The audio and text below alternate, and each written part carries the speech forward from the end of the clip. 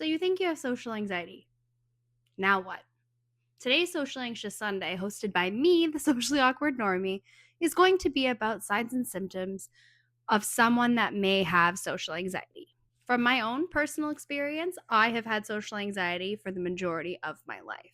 I hid behind my parents, didn't want to be alone, didn't want to go down hallways by myself. My high school was a literal crap fest full of me having my headphones in, looking at the floor, playing on my iPod because iPhones and phones weren't really a thing back then, and avoiding eye contact so I looked busy and nobody thought I was weird for being by myself. Social anxiety can come in many forms. It can be severe all the way to less severe and high functioning. I always explain social anxiety as a spectrum.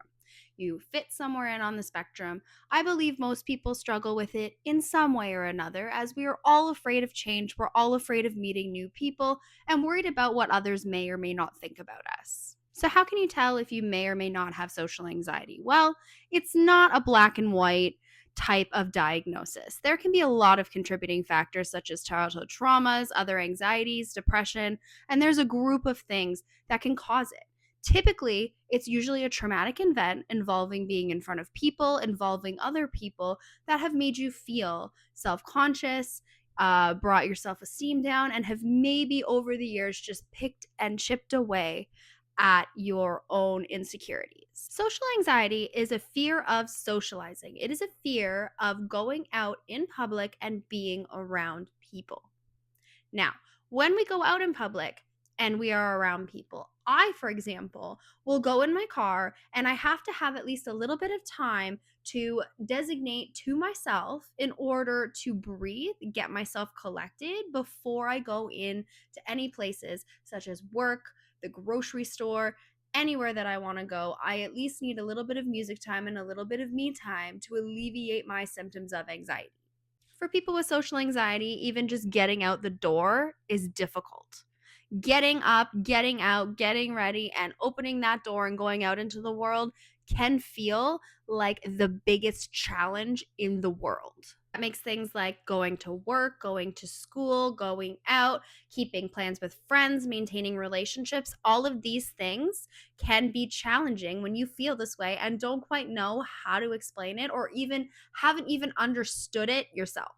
So, if you're someone that feels like socializing is a really, really big deal on you mentally, if you feel nervous, anxious going into social settings, whether they're familiar to you or not, if getting out the door is difficult for you, if you constantly feel like you're in fight or flight response when you're at work, school, whether you're out with friends, going to a party, if you feel like you're not connecting with people on a level that you should be. If you're worried constantly and have paranoia that people are constantly mad at you, that you're saying the wrong thing, that people don't like you, that makes you even more and more anxious to go and put yourself out there and be yourself and be in public, you may have social anxiety.